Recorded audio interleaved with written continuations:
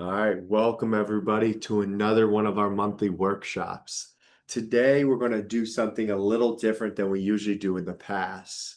So for those of you who've been on our workshops before, you know that we usually pick one subject and we really go into detail about that particular subject. Maybe it's retirement planning, maybe it's estate planning, maybe it's budgeting, maybe it's debt management, whatever it is, we really go into one topic. Today is more of that financial checkup. We're about halfway in the year. Let's do a financial checkup. Let's check in on our financial wellness. So for those of you who've been part of this call in the past, you might already know who I am. For those of you who haven't, I'm Chris Price. I'm one of our certified financial planners, and I do a workshop every single month to help us understand a little bit more about the financial world around us. So let's talk about financial well-being. So the term financial well-being is something that's defined by the Consumer Financial Protections Bureau, and it's basically someone who can fulfill these four things. First one is having control over day-to-day, month-to-month expenses. Basically, do you have a budget? Do you spend less than you make? Next one is having the capacity to absorb a financial shock. Now, we all out there know that sometimes things happen that aren't planned, right? Maybe we need a new car, maybe we need a new roof, maybe new AC, maybe medical expenses. Are we able to absorb that? Or would we go into a long-term debt scenario? Third one, being on track to meet our financial goals. Now, mind you, I said being on track to meet our financial goals, not just having financial goals. For those of you who have sat down with myself, my team before, one of the things we talk about is what is our retirement number? What's the amount of money we need set aside for retirement? Well, are we on track to hit that? And do we have to make adjustments to the amount we're saving, to the amount our investments are making in order to hit that number? And last but not least is, do you have the financial freedom to make choices that would help you enjoy your life a little bit more? Basically, are you living paycheck to paycheck? Can you go out and do the extra, maybe passion projects you want to do? So with that out of the way, let's talk about today's agenda. It's a big one. We're going to talk about savings. We're going to talk about investing. We're going to talk about protecting ourselves, our assets. We're going to talk about retirement. And last but not least, we're going to talk about estate planning. So let's talk about savings. So savings is really one of the fundamental financial strategies that you're going to hear financial advisors talk about all the time. It's also one of the only strategies that we have control over. Other things like making more money on our investments or maybe getting a raise at work, some of those things we may not have as much control over. The amount we save, we do have control over. That's why it's one of the foundational things towards our savings. So a lot of us, or I get a lot of questions about how much should we be saving. So you're going to see that a lot of our charts will say, hey, have a goal of saving 10% of your monthly income. So you're going to see that on these slides. But I really like us to think of something else than just 10% of our net income. Have particular goals we want to shoot for. Maybe it's an emergency fund. Maybe it's large purchases, retirement savings, college tuition, something. Have that goal. Because the one thing that makes savings so hard is we have to make a current sacrifice today to have a comfortable day tomorrow.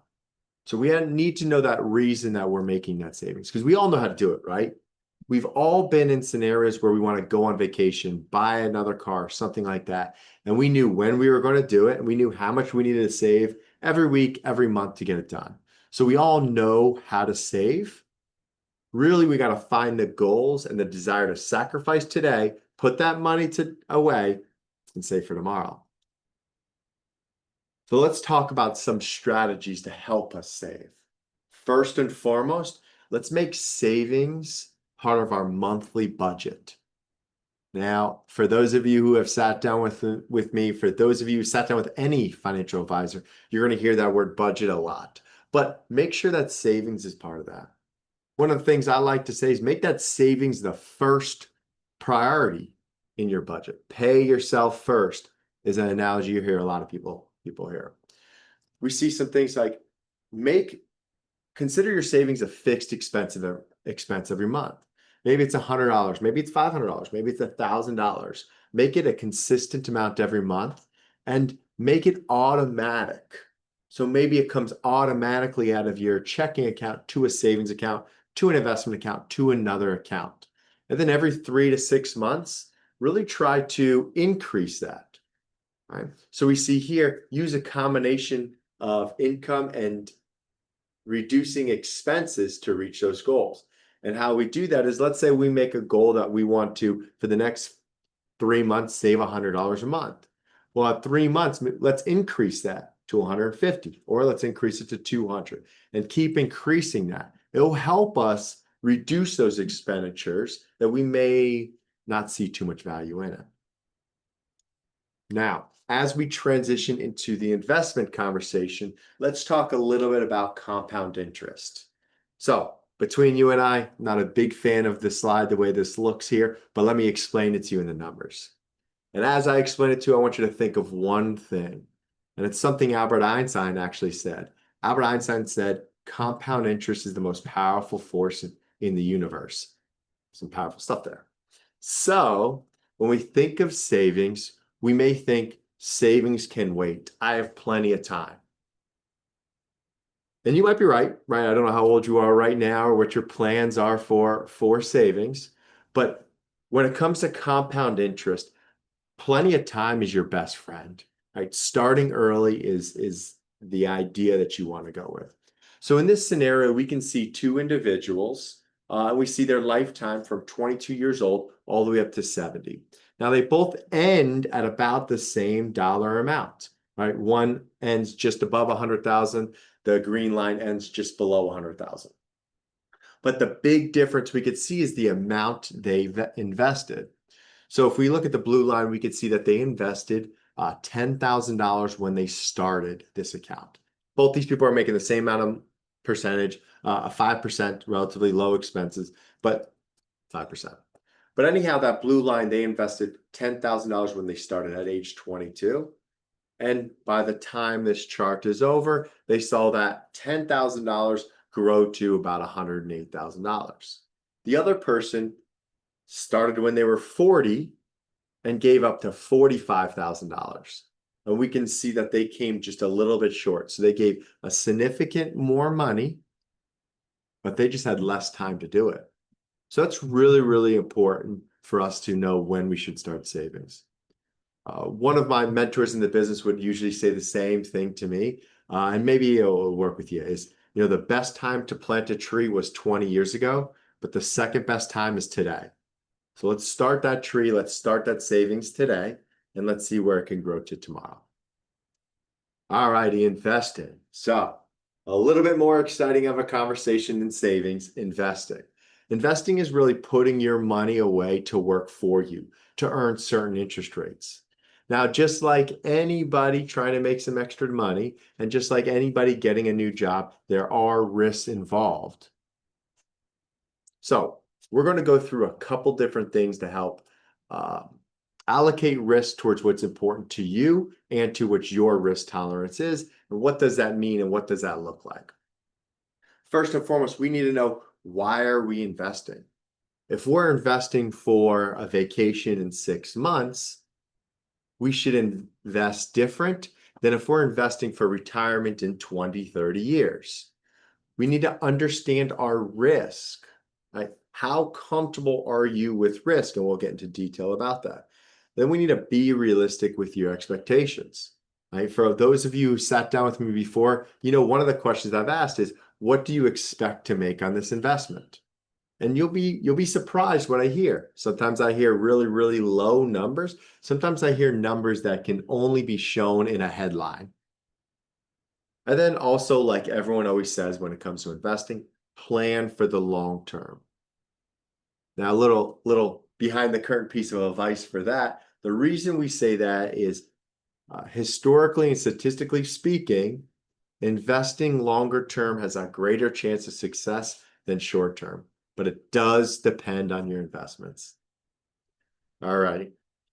So let's talk about the fundamentals of investing. When we look at investing, we first have to look at, what do we invest in? Right? If you talk to your neighbors or talk to other people about investing, a lot of people consider one asset class as investing, and that's stocks or equities. But we want to be diversified. So let's explain a little bit about that. So if we looked at our 401k or we looked at a balanced portfolio, we're going to see many different sections. Really, we're going to see these three that you see on your chart. We're going to see cash equivalents. We're going to see something that they call equities and something that they call bonds. Cash equivalents, self-explanatory. That's the money you have in your checking account. That's your CDs. That's your money market, your high yield savings. That's basically money that's converted to cash and has a relatively low growth, but consistent, right? You don't really have to worry about the investment rate return risk. Then we'll have bonds. Now, bonds are a debt. You're a lender to a particular company or to a municipality. So for those of you who may have your own debt, like a mortgage or something like that, something or somebody lent you money and you were able to produce something. Because they lent you money, you're going to give them interest. Well, that's the same thing bonds are, but you're the one lending the money. So you lent that money, and that company, that municipality is going to pay you interest on that money you lent them. And those risks are the same from if someone lent you money or if you lent them money, is if that person or that entity can't pay back, you have some legal ramifications to go after what you loaned them for. And then the other one here, the last but not least, is equities. Now, equities I saved for the last because equities are what most people think of when they think of investments. That's stocks in company. You have ownership in company. Now, most of the time when we look at equities, we think of like the big names, right? The Microsofts, the Apples, the Googles, NVIDIAs, all those things. But that's really just any ownership in a company. Now, when we buy equities, generally speaking, this is usually our risky of these three because we're putting money in with the expectation that that company is going to excel. Right? If that company doesn't excel, we can't go after them like bonds can. That's our company. We are an owner of that for at least that piece. And because that is the riskiest of the three, generally speaking, we expect the highest rate of return out of it. So remember, that risk and that return should go hand in hand. If you take more risk on an investment, you should expect a higher rate of return than if you take less risk on an investment. So what is your risk tolerance? Now, a lot of times risk tolerance has to do with many things. Time horizon is one of them. How long do we have to wait? We've all heard that saying where you're younger, you can make it up, you should be more aggressive. Well, don't think too much of your age, but think of when you're going to use this. If someone is 40 years old and going to retire at 60, they have the same time horizon of someone who's 50 years old going to retire at 70. Think of the amount of capital you're comfortable with losing at any given time period or any given year. So generally speaking, investments have their ups and downs. How much are you comfortable seeing down any particular time? Another one is knowledge within your investments, right? We tend to find individuals with more knowledge of those investments tend to be a little bit more accepting of the risk they're going to take. If we look at our chart, we see these 5 different circles, and underneath them we see aggressive, moderate, conservative, moderate, and conservative. And this is pretty much what you'll see in the investment world when you're speaking with financial advisor or setting up a portfolio on your own or looking at your 401k. You're going to see it grouping you in really these 5 different areas based on where your risk tolerance is, based on the things I mentioned. If we look at them, and let's just compare the aggressive versus the conservative, right, the widest range, we could see where the investments differ. Right? The aggressive has a large majority of equities and small amount of bonds and cash. If you remember what we explained, equities are the biggest risk, so you expect the biggest return. All the way to the other side, right, the conservative side, we see a lot more bonds and a lot less equities. Right? Because bonds, those people owe us money. So hypothetically, we have a higher percentage that we're going to get a return, but less of a return. Now let's talk a little bit about protection. Right? So protection is how do we solve all the what ifs that happen in life? Now, everybody knows you need to have an emergency account, right? And it needs to be something of, let's say, 3 to 6 months of your expenses. Each one's unique in that. But are there techniques to help protect the things we built?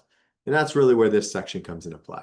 So first, we're going to start with the most common kind of protections that people have, and that's what they call property and casualty insurance.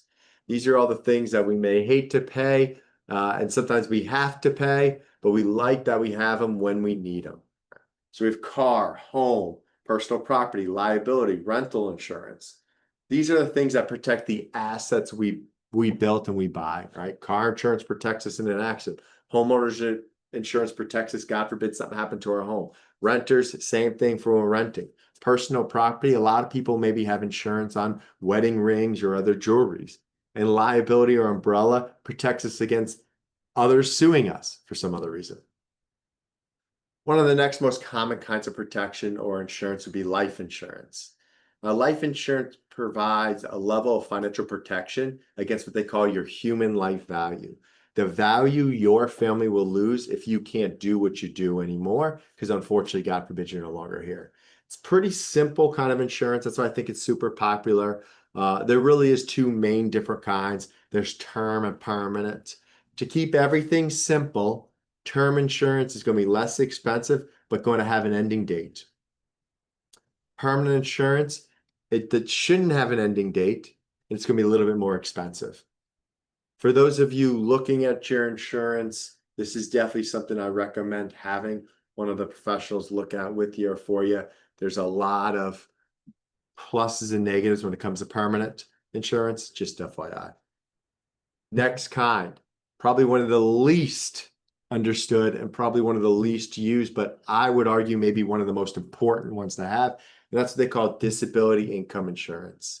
Now, I think one of the biggest reasons this is least understood or least used is that term disability, right? We think of disability of not being able to get up and do anything and everything that we do today.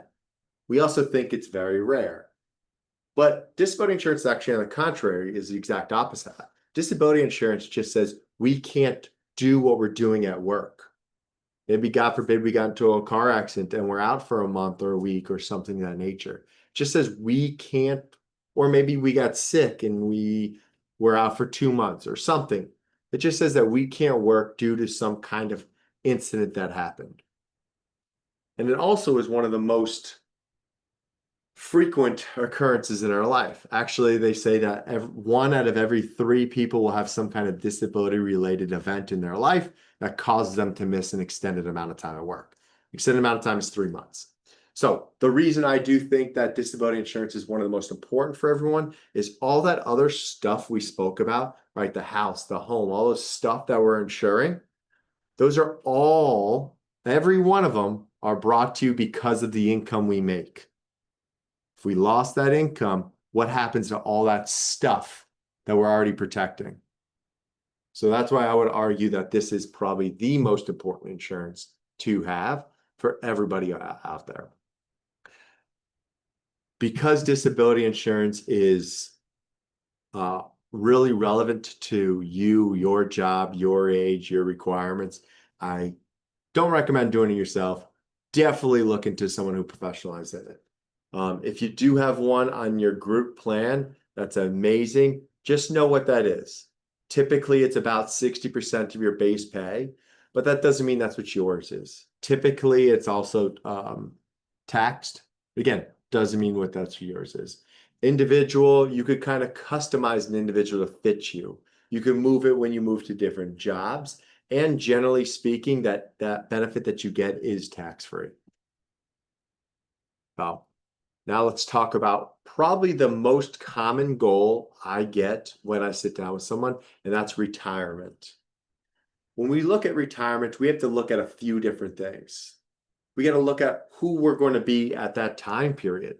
So we know how to make sure we budget correctly and have the correct retirement number. So let's talk about some of the big things, right? Where do we want to live? Are we going to live where we currently are? Are we going to downsize? Are we going to upsize? Are we going to rent? Are we going to buy? Are we going to be here? Maybe we're moving to another place. We want to look at how do we want to spend our time, All right, for those of you working a full-time job, you spend a lot of time at work. Now, if you don't have that, what are you going to spend your time doing? And last but not least, how long is it going to last? Which fortunately is not a question you could answer, but it is something that we obviously calculate. Once we kind of understand that, we really want to generate a budget around that. If you were to typically look at someone's retirement and look at their budget, here's what you're going to see as their budget in retirement. You can see about 35% going to house or home related expenses. See about 12% go to food, 13% go to transportation, 5% to entertainment, 14% to healthcare, and 17% just, this and that and the others. Is this going to be your story, or do you want to have another retirement story?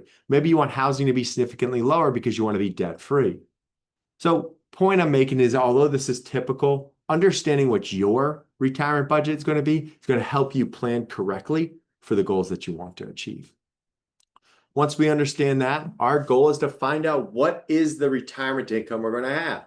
Social Security, pensions, savings, retirement accounts, annuities, rental income. The list goes on and on and on and on. What are we going to use to support that income? Now, generally speaking, we're going to have some that's going to be an income that's coming to us every single month, like Social Security. And we're going to have some to us that's going to come from us from a big lump sum money of a bucket of money, like a 401k or IRA that we pull out as needed. Finding that mix is going to be huge when it comes to your retirement. And last but not least subject, let's talk a little bit about estate planning. So estate planning is all the tools, techniques, and documents you need to protect the things you built. So you're going to see things like making sure you have the correct beneficiaries. You're going to see things like making sure you have wills and trusts and documents, all that stuff. Now, the goal of any estate plan is, again, to create a smooth transition. God forbid something happened to you. It could be to minimize taxes, depending on what scenario you're in. It's also to limit probate. So for those of you who had a parent passed or somebody else that you had to deal with probate, you know how significant this is to limit that process. For those of you who haven't, probate is the process of transferring assets from someone to someone else. It's a legal format where they decide where assets to go and how and why they should go there. Estate planning is very, very important for all those of you who have kids that are under 18. In most states, they're not going to recognize them as someone who can receive money. So what technique have you completed to make sure if God forbid something happened to you or you and your spouse, they're going to be okay? Some of the techniques, I already touched on them, but some of the techniques we use are wills. Most of you are common with that. That's basically your last love letter, right? It could be handwritten. It could be anywhere that says what I wish and what I don't wish. The thing that most people don't know is wills are read in probate and they're public documents. So there's zero privacy in a will once it's obviously, once you pass, and anyone can contest it. You have trust. Probably one of the second biggest questions I get when it comes to financial planning or estate planning is trust. We have a whole subject on that. Trusts are important for a lot of people. They provide privacy. They provide limit probate. They provide maybe a detailed definition of what someone wants to do, and they can almost happen immediately. We have gifting. Gifting is basically giving X dollars throughout your lifetime before you get to passing. And also a lot of people use their life insurance as estate planning, which makes sense because their life insurance will pay out after they were passed. Cool. So that was a lot of stuff we went over, a lot of stuff. Usually, like I said, we go through one subject, one session. Today, we touched a little bit on everything. We touched on savings, how much we should save, what's the importance of savings. We talked about investing. We talked about compound interest, different kind of investments, stocks, bonds. We talked about cash equivalents. We talked about things when it comes to protections. We talked about life insurance. We talked about disability. We talked about retirement, right? Where do you want to live? What does it look like? How much you need? How's it structured? And last but not least, we buttoned it all up with estate planning. So I want to thank all of you who came to this session. Hopefully you got a lot out of it. As you know from this one and ones in the past, if you do need to see us or talk to us, use the QR code there to get on our calendar. I look forward to seeing everyone on next month's and have an amazing weekend.